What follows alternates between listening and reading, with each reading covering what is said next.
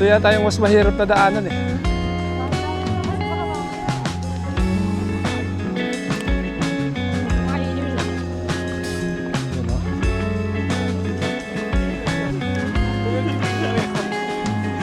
Ang tarik nito.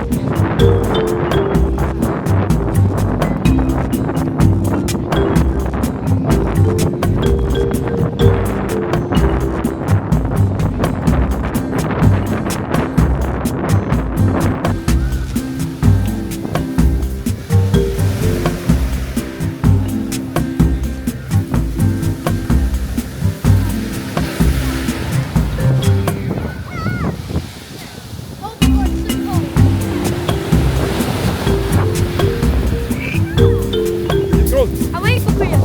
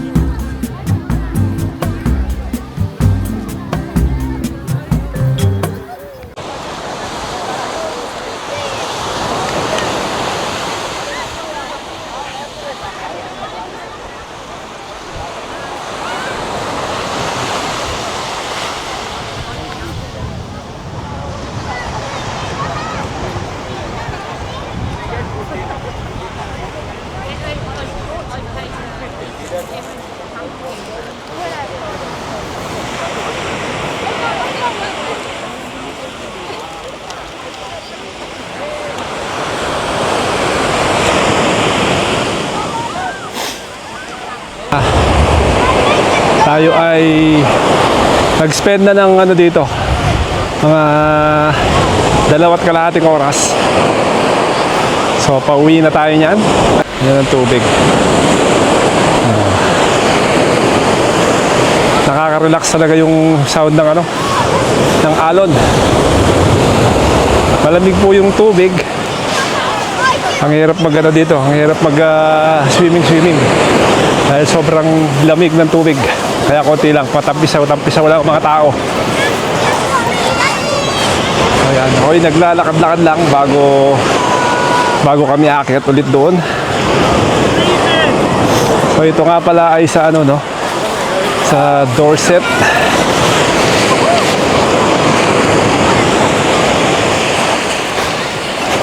Durdle Door. Yan. So, pangalawang ano na namin dito.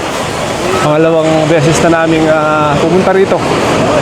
Mas maganda yung unang punta ko rito, parang mas feel ko.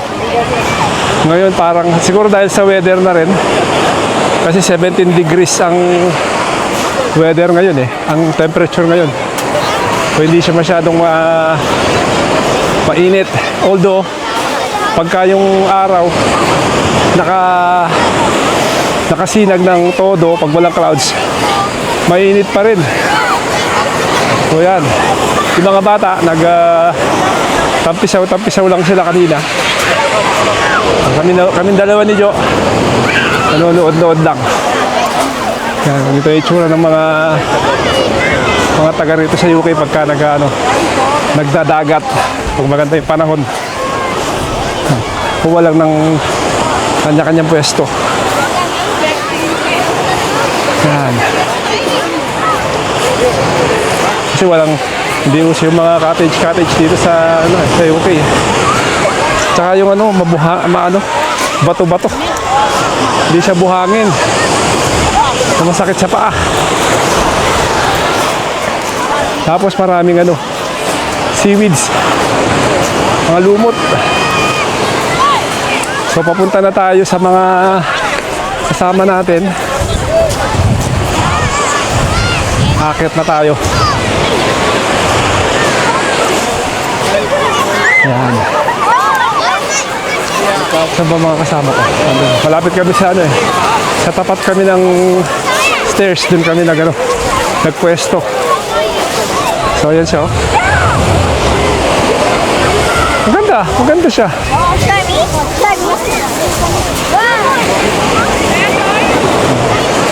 Kanya-kanyang pwesto lang.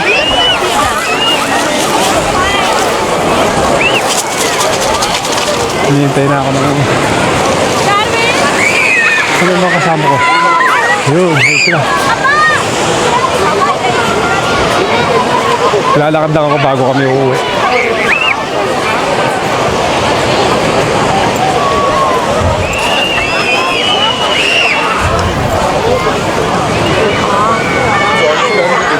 With the hormone cells and stuff. That's scary, right?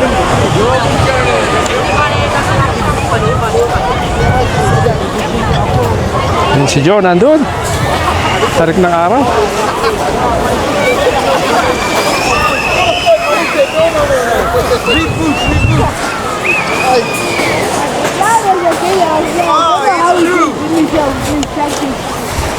Uy, please save it, mother. Tara na. I'm for it. Last time dito kami Diyan kami nagpwesto last time. 2 years ago yata yun, 2023. Oo, tama. Ayan. Let's go!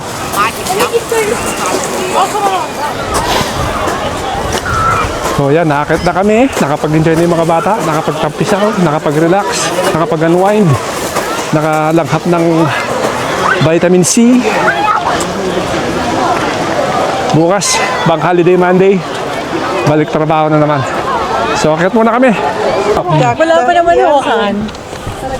Medyo kailangan mo maghintay pagka may mga kasabay kang mga matatanda na siyempre. Kailangan maintindihan natin dahil hindi naman sila makaakyat ng mabilis.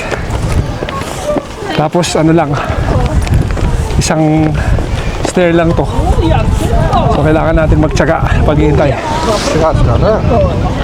Woo! Nakakalula.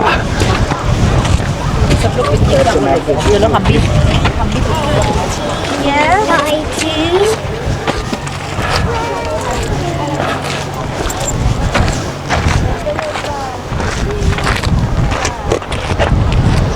Yan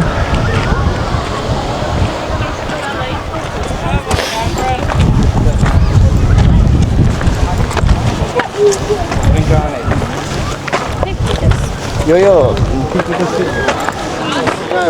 Cameron's over there. Catching his breath. So yan. Init. Pagdating natin dito, lalakarin naman natin. Yan. Yan ang dadaanan natin. Hanggang dun. Dun. Ay, ang ganda ng view. Dito parang quiet, no? Yung other side, parang quiet siya. Pagod, no? Wala tayong exercise. Ito na yung exercise natin today. Today. Yan. Ay, galing tayo dun, di ba? Umakit tayo doon. Doon tayo sa taas. Yeah. Napagod si Joakim. Rest muna, rest. Catch your breath. Yan. So, mag-aalas 3 na marami pa rin parating. Pwede din ninyong no? Sundan lang yung trail. Hanggang doon. So, parang nung ginawa namin yung Seven Sisters. Parang ganito rin, pero mas mahaba yun. Jurassic Coast. Bando na dito, bando na ako. Kapagulaw. Leader!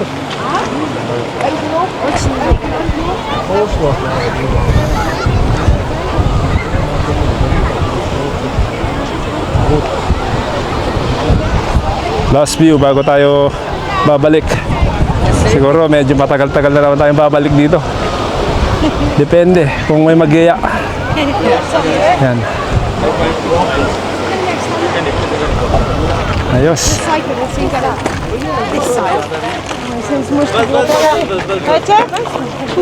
Napagod sila. So ayan, habang naglalakad tayo dito, ano ko na pala, take advantage ko na tong opportunity na to na belated muna. Belated happy birthday kay mother. Mami, belated happy birthday. Tapos congratulations pala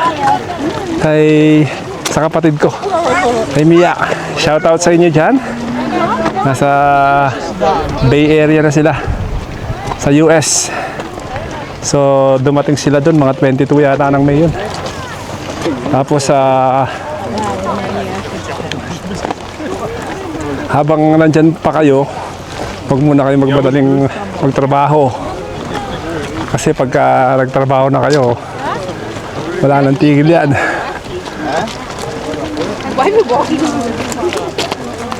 Habang nakakapagbakasyon kayo, bakasyon muna.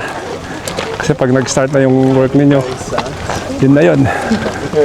Kahit gusto mo mag-lay off minsan, di pwede. Kasi hindi ka naman basta-basta pwede mag-absent sa trabaho, syempre. Yan, dami pa rin tao. So, shout out din pala sa mga lahat ng pinsan natin. Yan. We were here and he came down. I didn't want him on his Yung own. mga yung mga punima nagkalat na. Mimi. Yung mga punima nagkalat na. Shout out natin yung mga yung mga nasa Canada, sa Dubai. Ayan, meron na sa Amerika din. Sa Germany. Sa Germany. Wow, Ma! Ma, kung pinapanood mo to, hello! Ang ganda, oh. Mainit yung sikat ng araw, pero mabuti na lang, di ganun kainit. Sakto lang. Ayun sila Seb, oh. Kasama yung mga kaibigan niya.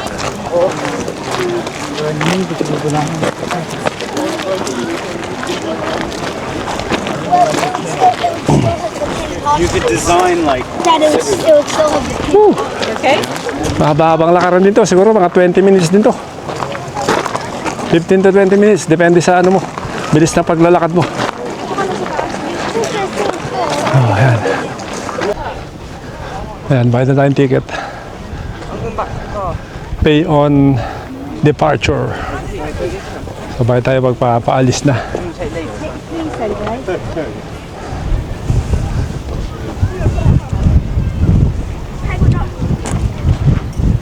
Pwede rin pala to eh.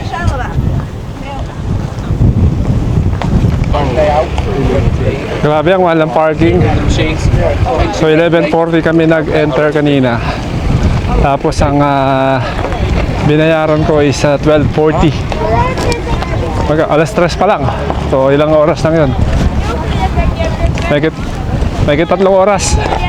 So ganun kamahal ang ano dito, ang parking dito. Nasaan na sila? Ayan. Let's go! O ayan, ay kami aalis na.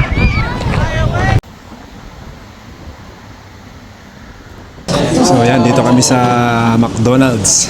Ano muna kami? Nag-detour kami ng konti. Dito kami sa pool. Kasi gutom na yung mga bata. Hindi kami kumain doon eh. Dahil bago kami bumaba kanina, nag-snack kami ng ano. Hindi lunch eh. Parang ano lang eh. Mini-snack lang na Greg's. All of you. Yung tinake-away namin kanina papunta rito. So ayun.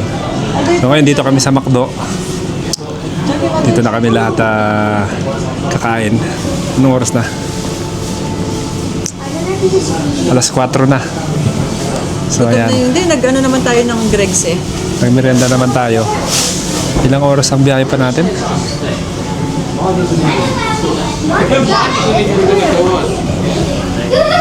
So ang biyahe natin is 78 miles pa. You know? 1 hour 42 minutes pa. So kailangan natin huminto na. Dahil gutom na kami. Nakapag-order na kami, nag-iitay na lang. Ayan na, dumating na yung order. Ako hindi na nakatiis at nag-start na. Yan ang ating order. Italahin ko na to dahil gutom na ako.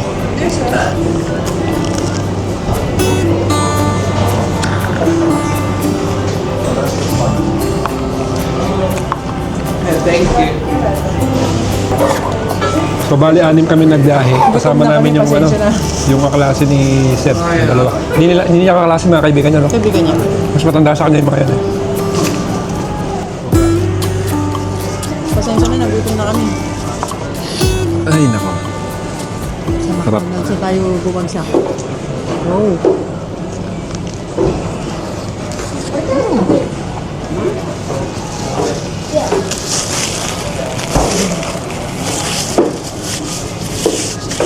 That's right. I'll use some help.